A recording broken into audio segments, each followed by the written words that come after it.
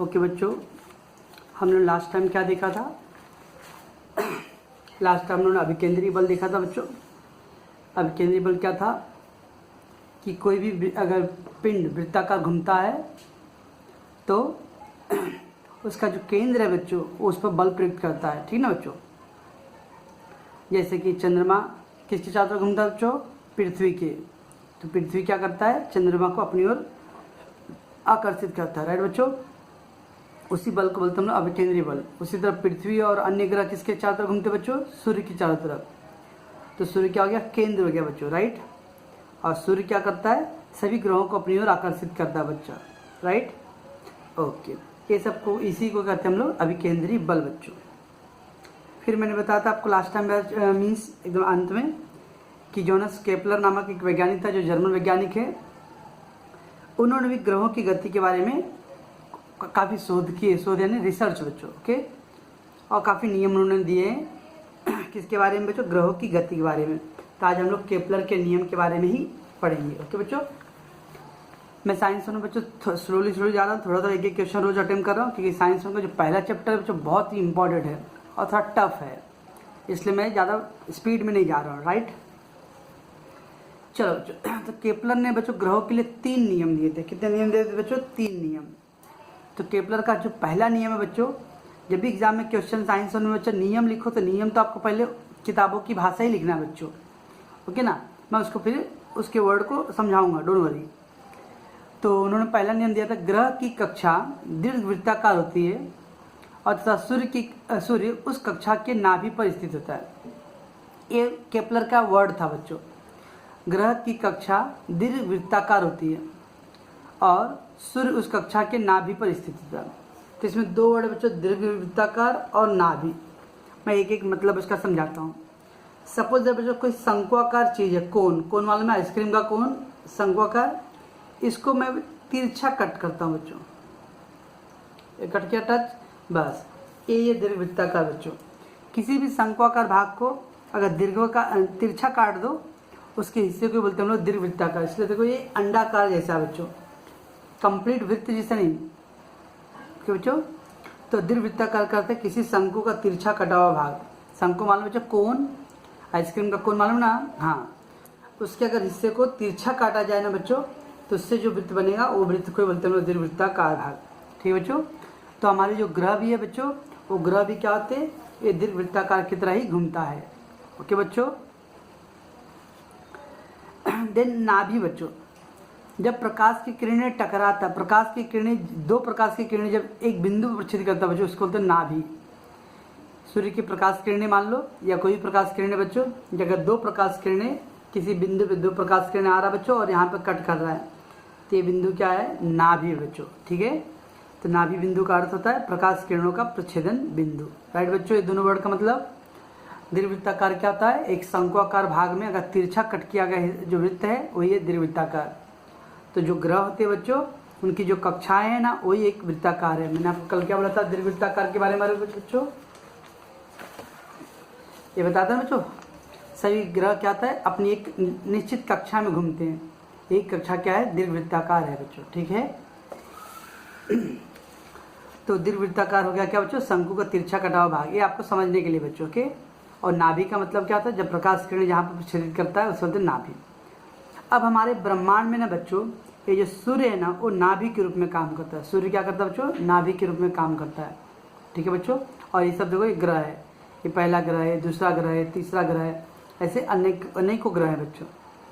और देखो ध्यान से, सबकी दूरियां अलग अलग है, क्योंकि सभी ग्रह बच्चों एक ही कक्षा में नहीं है। सभी ग्रह देखो, बुध सबसे शुरू नज़दीक में होता है, फिर शुक्र है, फिर गुरु है, पृथ्वी सॉरी, फिर गुरु, शुक्र, शनि, ऐसा आएगा बच्चों, शनि, ओके, ये सब आते हैं बच्चों। तो सभी दूरियाँ आ जाती है, इसकी दूरी, एक ग्रह की दूरी अलग अलग है बच्चों। तो पहला पॉइंट क्या है? केपलर ने क्या बताया बच्चों? केपलर का पहला नियम कि ग्रह की कक्षा जो होता है दीर्घवृत्ताकार होती है। ग्रहों की कक्षा कैसा होता है बच्चों? दीर्घवृत्ताकार होती है तथा सूर्य उस कक्षा के नाभि पर स्थित होता है, ठीक है बच्चों। सूर्य डैश पर स्थित होता है, कहाँ स्थित होता है? सभी कक्षाओं के नाभि पर, सेंटर पर, ठीक है बच्चों। हम केंद्र नहीं बोल सकते बच्चों, वृत्त का केंद्र बोलोगे आप, वृत्त का केंद्र बोले क्या? अब वृत्त का केंद्र एकदम चारों तरफ से त्रिज्या उसके समान होता है ना बच्चों, ओके, देखिए ये देखो ध्यान से, इतना छोटा है, इधर बड़ा है, तो इसको केंद्र नहीं बोल सकते हम लोग। नाभि जहाँ प्रकाश की किरणें, मान लो इन ग्रहों के प्रकाश किरणें यहाँ पे प्रचित कर रहा है, इन ग्रहों की प्रकाश किरणें यहाँ प्रचित कर रहा है, इस तरह नाभि होता है बच्चों। तो ग्रहों की कक्षा दीर्घवृत्ताकार कार्य करता है, ठीक है बच्चों, तथा सूर्य नाभि बिंदु के रूप में काम करता है। तो ग्रह की कक्षाएं क्या है बच्चों, वृत्ताकार, दीर्घवृत्ताकार, और सूर्य क्या होता है बच्चों, नाभि के रूप में काम करता है, ठीक है। तो केपलर ने बताया कि सूर्य नाभि के रूप में काम करता है और जो ग्रह की कक्षा होता है वो दीर्घवृत्ताकार के रूप में कार्य करता है। ओके बच्चों, ये था आपका पहला नियम, ठीक है बच्चों। तो पहला नियम हो गया बच्चों। लेट्स कम टू दूसरा नियम पे। केपलर का दूसरा नियम क्या था बच्चों, ग्रह को सूर्य से जोड़ने वाली रेखा समान समयावधि में समान क्षेत्रफल व्याप्त करता है। ग्रहों को सूर्य से जोड़ने वाली रेखा बच्चों, जो रेखा सूर्य और ग्रह को जोड़ता बच्चों, वो समान समय में जब बनता है तो उसके साथ जो क्षेत्रफल बनता है बच्चों समान था। जैसे देख लो बच्चों, पहला ग्रह है सूर्य था बच्चों, ये सूर्य, हाँ दिस इज सूर्य, और एक ग्रह है बच्चों। तो ये जो रेखा है देखो, AS रेखा बच्चों और ये BS रेखा बच्चों। ओके, तो ये जो रेखाएं हैं बच्चों, ये अपना वैसे मान लो, अगर ये मान लो 1 घंटे में रेखा यहाँ तक, सूर्य की प्रकाश किरण बच्चों 1 घंटे में यहाँ तक पहुँचा है। ओके, वैसे सूर्य की प्रकाश किरणें इस ग्रह पर भी 1 घंटे में कहाँ तक पहुँचा रहेगा, वैसे सूर्य की प्रकाश किरणें इस 1 घंटे में कितना पहुँचा रहेगा बच्चों। तो अगर 1 घंटा मान लेते हैं बच्चों, 1 घंटा, 1 घंटे में सूर्य की प्रकाश किरणें इस ग्रह पर A से B तक पहुँचा है, 1 घंटे में सूर्य की प्रकाश किरणें C से D तक पहुँचाओ, और 1 घंटे में सूर्य की प्रकाश किरणें E से F पहुँचाओ। अब ध्यान से देख रहे हो कि मैंने इसका जो एरिया है बड़ा है ना बच्चों, इसका एरिया थोड़ा छोटा हुआ, इसका एकदम कम। क्यों बच्चों, मैं बोल रहा हूँ 1 ही घंटे में, क्योंकि बच्चों आपको मालूम होना चाहिए ये नज़दीक का ग्रह है, नज़दीक के ग्रह है तो सूर्य किरणें ज़्यादा पड़ेगा। आप देखो लाइट टॉर्च चालू करो, जहाँ नज़दीक होगा वहाँ पे प्रकाश ज़्यादा पड़ेगा, ओके, और जहाँ दूर होगा वहाँ पे प्रकाश थोड़ा कम आएगा। तो ये सबसे दूर है, इसलिए यहाँ प्रकाश किरणें कम पड़ रहा है। ये नज़दीक का ग्रह है, यहाँ सूर्य की किरणें ज़्यादा पड़ रहा है बच्चों, ठीक है। लेकिन आप ध्यान से देखो कि 1 घंटे के अंदर, 1 घंटा में एग्जाम्पल लिया हूँ बच्चों, हाँ, कि 1 घंटे में A से B तक गया, तो देखो ये क्षेत्रफल बन रहा है, ये रंगीन जो क्या ना कलरफुल सैड एरिया, इसका जो क्षेत्रफल आएगा बच्चों, वैसे इस 1 घंटे में इस ग्रह पर पड़ने वाले प्रकाश किरणें जो DS और SC है बच्चों, इससे जो क्षेत्रफल बन रहा है, ये वाला भाग रंगीन भाग, और ES और FS से जो बनने वाला क्षेत्र उसका क्षेत्रफल, ये तीनों क्षेत्रफल बच्चों समान रहेगा। ये त्रिभुज जैसा बन रहा है ना बच्चों, ASB DSC ESF, ये सभी का क्षेत्रफल समान होगा। कब, समान समयावधि में। तो केपलर ने बताया कि ग्रह को सूर्य से जोड़ने वाली रेखा समान समयावधि में समान क्षेत्रफल व्याप्त करता है। व्याप्त करता मतलब बनाता है। अगर ग्रह से सूर्य की जो किरणें आता है बच्चों, सूर्य से जो भी किरणें ग्रह पर पहुंच रहा है, अगर सभी ग्रहों पर बच्चों 9 ग्रह जितने भी ग्रह हैं बच्चों, उन सभी पर अगर मान लेते 1 घंटा या 10 घंटा ले लिया, 10 घंटे में सूर्य से आने वाली प्रकाश किरणें ग्रह 1 पर जो क्षेत्र बना रहा है, क्या बना रहा है बच्चों, ASB बना रहा है। उसी 10 घंटे में यहाँ क्या बना रहा है, DSC बना रहा है। उसी 10 घंटे में यहाँ क्या बना रहा है बच्चों, ESF बना रहा है। इन सब का क्षेत्रफल क्या रहेगा बच्चों, समान रहेगा। ओके, तो ग्रह 1 को बिंदु A से B तक सूर्य की जो प्रकाश की किरणें बच्चों A से B तक पहुँचने में जितना टाइम लग रहा है, वही ग्रह दूसरे को C से D तक पहुँचने में उतना ही टाइम किसको लगता है बच्चों, ग्रह तीसरे को F से E से F तक पहुँचने के लिए बच्चों। इसका समय क्या रहता है, हमेशा समान होगा बच्चों, ठीक है। और एक समान रहने पर उनके बीच जो क्षेत्रफल बनता है बच्चों, ASB DSC और EFC बच्चों, ये क्षेत्रफल भी क्या होता है, समान होता है बच्चों।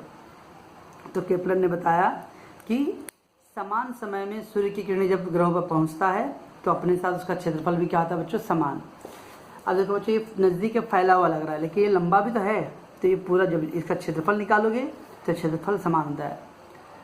इससे स्पष्ट है कि सूर्य के प्रकाश किरणें समान समय में समान क्षेत्रफल को व्याप्त करता है बच्चों, ओके ना। भले कहीं नज़दीक हो कहीं दूर हो बच्चों, लेकिन उसका क्षेत्रफल देखोगे तो समान आएगा, ओके बच्चों।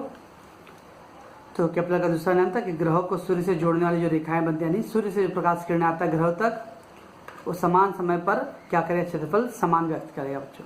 अगर पृथ्वी पर सूर्य की किरणें आ रही है बच्चों, मान लीजिए अपना केपलर ये वाले में डायग्राम देखो बच्चों, सूर्य की किरणें 1 घंटे में बुध तक पहुंचता बच्चों, तो उतना ही 1 घंटे में सूर्य शुक्र तक कहाँ तक पहुंचेगा, उतना ही यार ग्रह पृथ्वी पर कितना पहुंचेगा।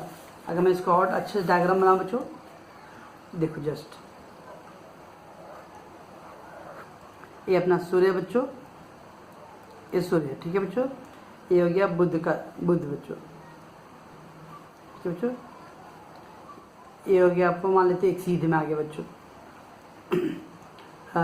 ये शुक्र और ये पृथ्वी बच्चों। ध्यान से देखो, अगर ये बच्चों, तो एक समय में सीधे पर ये जो क्षेत्रफल बन रहा है, ये क्षेत्रफल बन रहा है बच्चों, और ये क्षेत्रफल ये हमेशा क्या रहेगा, समान रहेगा। ओके, तो सूर्य के जो प्रकाश किरण अगर एक समय पर पड़ता है बच्चों, तो चाहे किसी भी ग्रह पर रहे, उन सभी ग्रहों का क्षेत्रफल क्या आएगा, समान होगा। ठीक है बच्चों, ये था केपलर का दूसरा नियम बच्चों। चलो केपलर के तीसरे नियम पे चलते हम लोग। केपलर थोड़ा तीसरा नियम बच्चों कॉम्प्लिकेटेड टफ है, हाँ, तो आप थोड़ा ध्यान दोगे। केपलर का तीसरा नियम, सूर्य की परिक्रमा करने वाले ग्रह की आवर्तकाल में, तो बताओ सूर्य पृथ्वी ग्रह जो है बच्चों, सूर्य को परिक्रमा यानी उसके चारों तरफ घूमने में कितना समय लगता है बच्चों। तो सूर्य की परिक्रमा करने वाले ग्रह के आवर्तकाल का वर्ग बच्चों, वर्ग मालूम है बच्चों, 2 का वर्ग 4, 6 का वर्ग 36, 3 का वर्ग 9, 4 का वर्ग 16 मालूम है वर्ग, हाँ, स्क्वायर। ग्रह की सूर्य से औसत जो दूरी होता है उसके घन के समानुपाती होता है, यानी किसी भी ग्रह को सूर्य की चारों तरफ घूमने के लिए जितना समय चाहिए बच्चों, और जितना उसका दूरी है, तो समय का वर्ग और ये जो दूरी है बच्चों उसका घन के समानुपाती होता है, मीन्स ए बच्चों। अब देखो बच्चों, बुध है तो बुध को चारों तरफ घूमने के लिए जितना समय लगेगा, और प्लस सूर्य से उसकी दूरी कितना, डिस्टेंस बच्चों। वैसे शुक्र को चारों तरफ घूमने में जो समय लगेगा बच्चों, और शुक्र से सूर्य की जितनी दूरी है बच्चों, वैसे ही एक ग्रह है बच्चों, क्या पृथ्वी है, पृथ्वी को सूर्य के चारों तरफ घूमने में कितना टाइम लगेगा, और प्लस उसके सूर्य से ग्रह की कितनी दूरी है बच्चों। तो केपलर ने क्या बताया कि किसी भी ग्रह को सूर्य की चारों तरफ घूमने में जो समय लगता है बच्चों, उसका वर्ग, और उनके ग्रह के और सूर्य के बीच की जो दूरी है उसका घन मतलब बच्चों घात 3 मालूम है, 1 का घन 1, 2 का घन 8, 2 गुणे 2 गुणे 2, 3 का घन 27, 3 गुणे 3 गुणे 3, 4 का घन 64, 4 गुणे 4 गुणे 4 मालूम, 3 बार गुणा करते बच्चों। तो इसका मतलब समय के वर्ग बच्चों और दूरी के घन में समानुपाती, मतलब उसके अनुपात हमेशा एक जैसा रहता है बच्चों। जैसे मान लेते हैं बच्चों, ग्रह के सूर्य की परिक्रमा करने के लिए समय लगता है बच्चों टी, आवर्तकाल उसको बोलते हैं बच्चों। मान लेते कोई भी ग्रह है बच्चों, उसके सूर्य के चारों तरफ घूमने में कितना समय लगता है, टी, और ग्रह से सूर्य की दूरी को औसत अंतर मान लेते हैं आर। अब आर क्यों लिखा बच्चों, मालूम है वृत्त की त्रिज्या आर होता है बच्चों।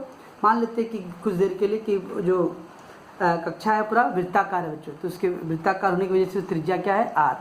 ठीक है बच्चों, तो ग्रह से सूर्य की परिक्रमा करने में कितना समय लग रहा है बच्चों, टी, और ग्रह से सूर्य की दूरी कितना है बच्चों, आर। ठीक है, तो क्या होता है ना, समय, उन्होंने क्या बोला कि समय के वर्ग बच्चों, तो टी का वर्ग कितना हो गया, टी स्क्वायर, और दूरी के घन बोला था बच्चों, तो दूरी का घन मतलब घाते 3 करेंगे बच्चों, घाते 3, ओके, के समानुपाती, इसलिए टी स्क्वायर।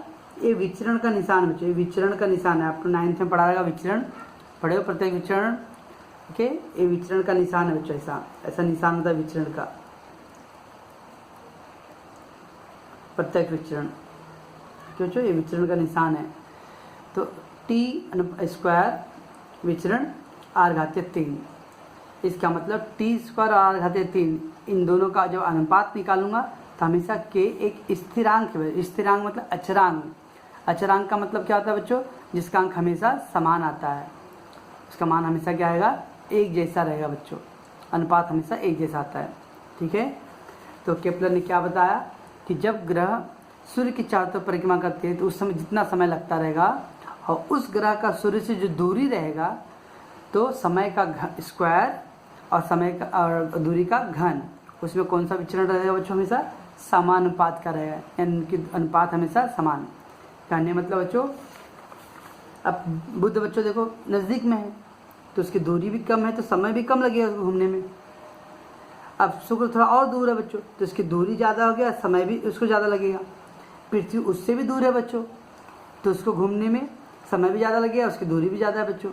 हो सकता है पृथ्वी के बाद जो ग्रह है बच्चों, ग्रह उसका दूरी भी लगेगा और समय भी। जितना सूर्य से दूर जाते जाओगे बच्चों तो दूरियाँ बढ़ती जाएगा, और दूरी बढ़ेगा तो आपको समय भी ज़्यादा लगेगा बच्चों। तो यही बता रहा केपलर कि किसी भी ग्रह का जो समय है उसका वर्ग कर दो और जो दूरी है उसका घन कर दो, और फिर देखोगे तो उसका अनुपात हमेशा कैसा रहेगा, एक जैसा रहेगा बच्चों। ओके, इसी वर्ड बोलते हैं हम लोग स्थिरांक बच्चों। ठीक है बच्चों, तो केपलर का तीसरा नियम क्या था बच्चों कि सूर्य की परिक्रमा करने वाले ग्रह जो होते हैं उनके आवर्त काल का समय, आवर्त काल यानी बच्चों ग्रह को पृथ्वी के चारों तरफ घूमने में कितना समय लगता है बच्चों, ग्रहों या पृथ्वी को सूर्य के चारों तरफ घूमने में कितना समय लगता है बच्चों। ओके, अब प्लस सूर्य से उन ग्रहों की कितनी दूरियां हैं बच्चों। ओके, तो दूरी का घन करना है बच्चों, घात 3, और आवर्त काल का क्या करना है, काल यानी समय का क्या करना है बच्चों, वर्ग करना है। ओके, तो मान लेते हैं हम लोग कि ग्रह को सूर्य के चारों तरफ घूमने में टी टाइम लगता है बच्चों। ठीक है, और ग्रह से सूर्य की दूरी कितना बच्चों, आर है। ओके, तो आप देखोगे कि समय टी के वर्ग टी स्क्वायर बच्चों और दूरी का घन आर क्यूब, उसमें क्या होता है हमेशा समानुपाती होता है बच्चों।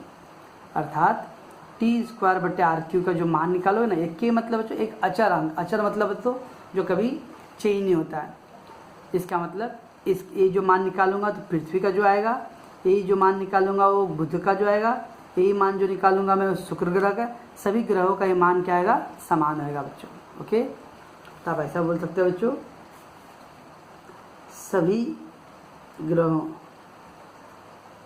का टी स्क्वायर बटे आर घात 3 का मान सदैव समान रहता है। ओके बच्चों, सारे ग्रहों का पृथ्वी का मान निकाल, पृथ्वी को कितना टाइम लगता है बच्चा वो निकाल लो, पृथ्वी की दूरी सूर्य से कितना वो निकाल लो, उसका अनुमान निकालो। वैसे बच्चों बुध का करोगे तो बुध का भी देखो, बुध को समय कितना लगता है और उसका दूरी कितना, उसका घन करो। सभी ग्रहों का करोगे तो देखोगे तो ये जो अनुपात का मान आएगा बच्चों सबका क्या रहेगा, समान रहेगा। इसे क्या कहते हैं बच्चों, स्थिरांक या अचरांक कहते हैं। ठीक है बच्चों, तो इस तरह से हम लोगों ने केपलर के 3 नियम क्या क्या देखे बच्चों।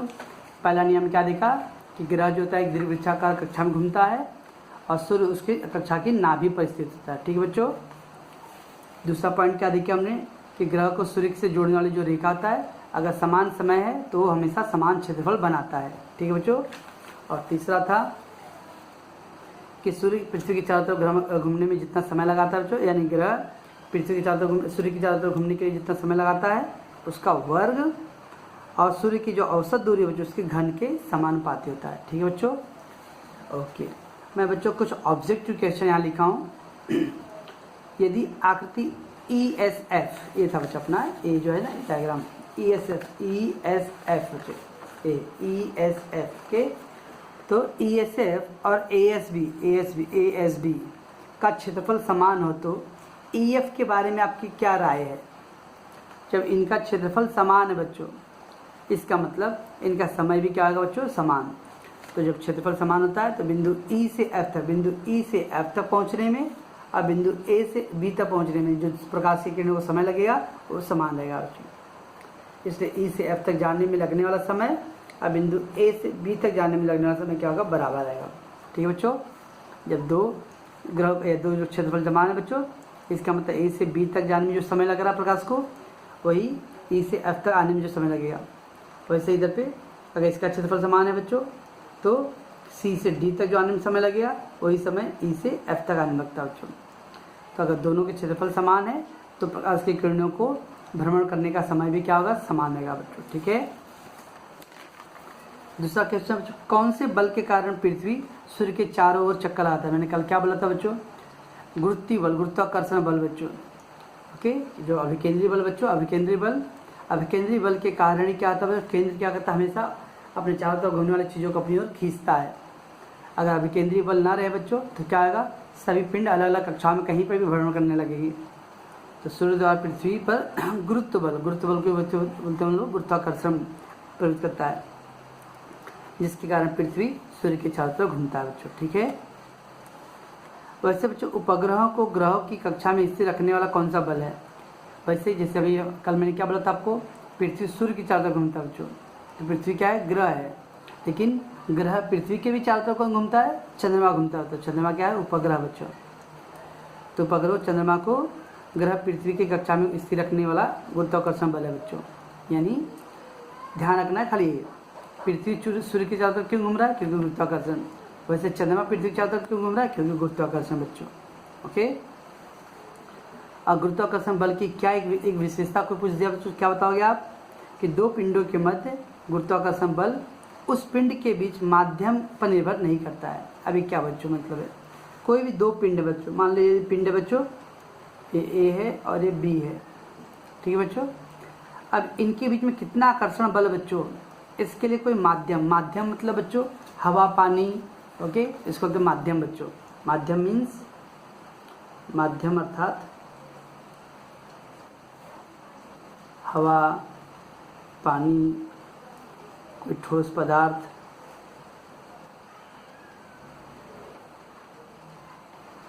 ठीक है बच्चों। तो हवा पानी कोई ठोस पदार्थ, गुरुत्वाकर्षण के लिए बच्चों अगर हवा नहीं भी है तब भी गुरुत्वाकर्षण रहेगा, पानी नहीं है तो भी गुरुत्वाकर्षण रहेगा, कोई ठोस नहीं है तो भी। इन दो पिंडों के बीच में माध्यम की जरूरत नहीं है बच्चों, ओके, गुरुत्वाकर्षण के लिए। हाँ,